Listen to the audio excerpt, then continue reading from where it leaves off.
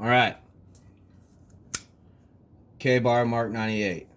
Now, this is my first review video that I've done, so I'm going to try this out. I don't intend on making, 300 videos about different EDC items, but I felt it was important to expand on this. Now, there's a number of reviews out on this where they do cut tests and they talk about the blade steel and all the specs and stuff, so I would direct you to them. But I'm going to talk about it in a much simpler sense, as this is my daily runner. All right, I've been carrying this a few years now. Yes, it's only 5CR, but I tell you what, it was $20. 20 bucks, all right? And this has been an awesome daily carry piece for me. I love the way it looks. The KABAR Mark 98, okay? This is, I guess this is their first flipper. Now, I've been a KABAR fan for a long time, without getting carried away. A lot of people did complain about this flipper tab, all right? Because it does that.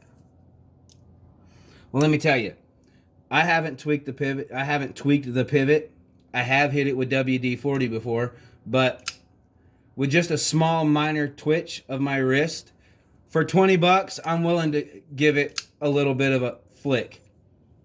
Now, a lot of people complain, like I said, about it being 5CR and made in China. Again, 20 bucks. They said they would have paid more for a better blade steel. Would you have, though? Would you have really bought it? Or would you have found another reason to complain? Because I tell you, 5CR is just fine if you know how to sharpen. I put my own edge on it, and I've been pleased with it. Here's a pair of paracord, or here's a piece of paracord. We all know what that's like. So it's not that big of a, it's not that much of a problem, all right? Put an edge on it if you don't like the one that comes on it, and you'll see it does just fine, okay? Well, wouldn't you know, it failed me. I left a little piece behind.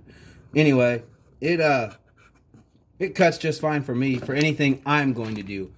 Now, no, you shouldn't be out batoning with it, okay? This should not be a one-and-done survival knife. This should not replace a fixed blade. It's just a daily carry pocket knife, and it looks awesome. I love the Fuller, or Blood Groove, whatever you folks call it. Yes, it's made in China, but again, I don't care. It's a nice pocket knife for $20 to $30, depending on where you buy it. Here's a piece of cardboard. All right? Look.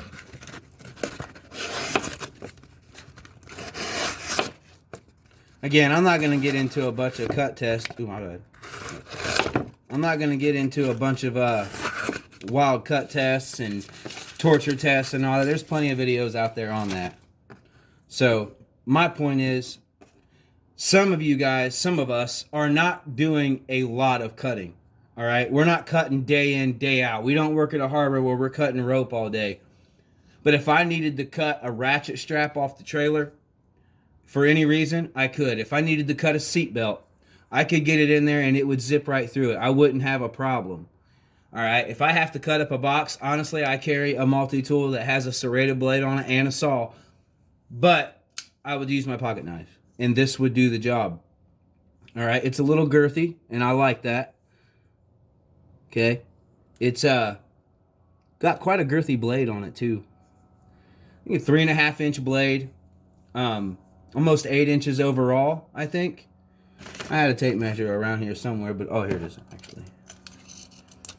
Yeah, I think it's, yeah, overall it's an 8-inch knife, okay? 3.5-inch blade. It's about a 4.5-inch handle. So, for me, it works great. I love the way it looks. I love the way it feels in my hand. The choil is really nice that you can get up and work if you have to. You can also lay it against your palm, which most knives anymore do come with a little bit of slant. But the way this lays against my palm, if I had to go forward with it, I could. Okay?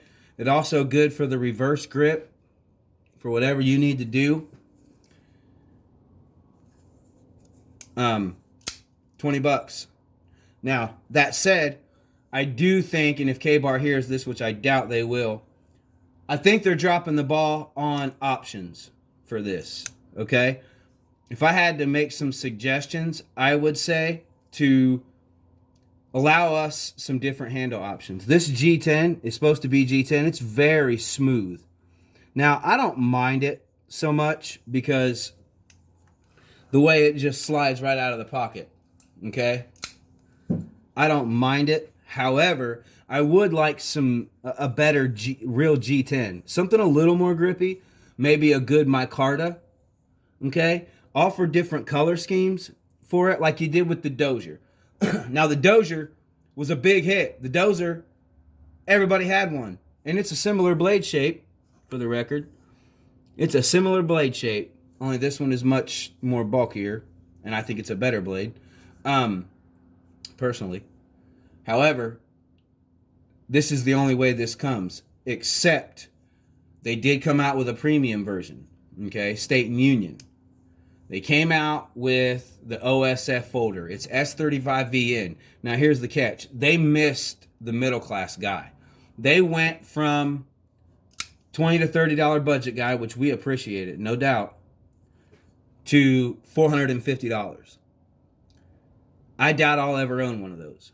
Now, I would have appreciated a $100 piece, okay? They could have added a better blade steel.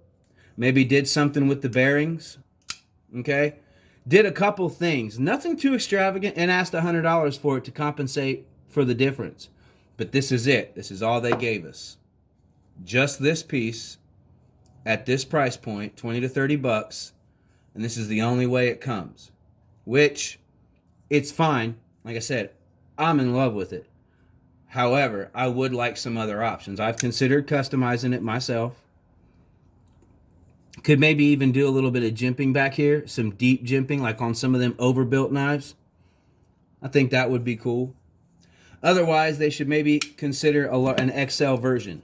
Here's the KABAR Gila. Okay? I put that there so I can Spidey flick it. I don't have a Spyderco. Oh, well, of course I fail on camera. But I like to be able to get my finger behind that and kick it out. And it gives me a good grip on there. I love this knife.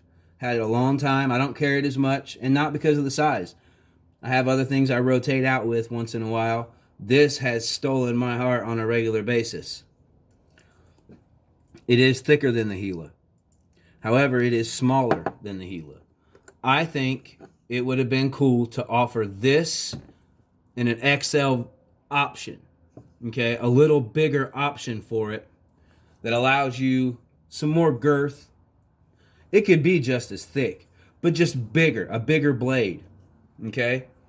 Maybe with a little better steel, and ask $100 for it. Like I said, $120 even.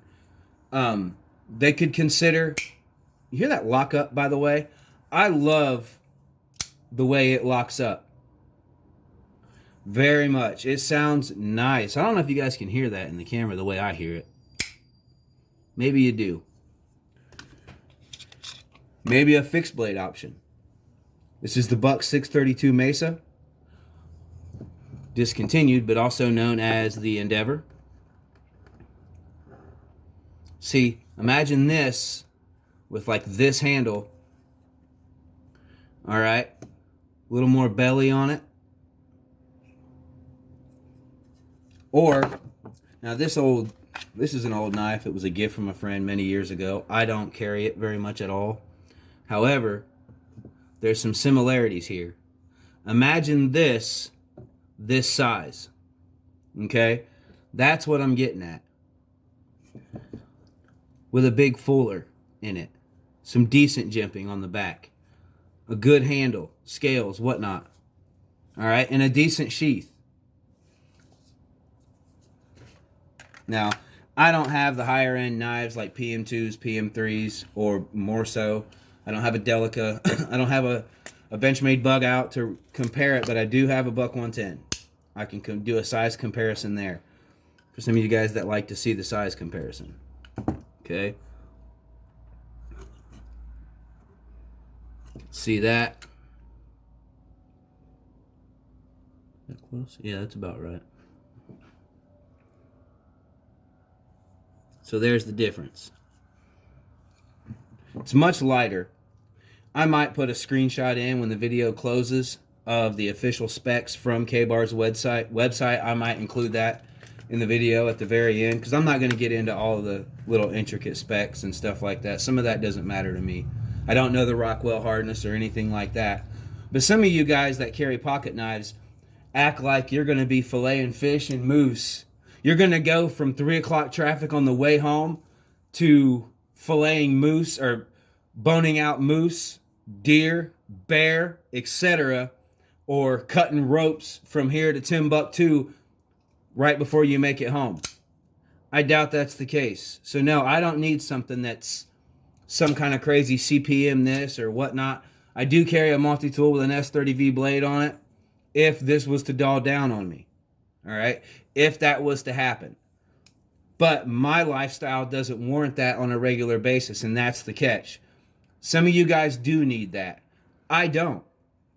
So for me, it works. And I think far too often a lot of guys are caught up in what works for other people and aren't as necessarily concerned with what will work for them. Now, it is tip up or tip down carry. I prefer tip down, shallow carry. I know that's backwards from how most people carry, but I do that because I get a good grip here. See how it hangs out of the pocket? Right there. I guess you guys are going to call it a purchase. I call it a pinch. Get a pinch. It falls into my hand and pops open. That's how I like it. Now, I do have a knife I carry for a gentleman's carry if I'm dressing up, going out to eat, to a wedding, funeral, whatnot. But that's also tip down, but it's a much more shallow carry and it's a smaller pocket clip. Anyhow, it flies open real easy with a flick of the wrist. The 5CR doesn't bother me whatsoever. So for me, $20, $30, this is perfect. Now that I've said all that I've said, I'm going to close this video. Let me know what you think in the comments. Let me know what you're currently carrying day to day, if you want. This is my first review video.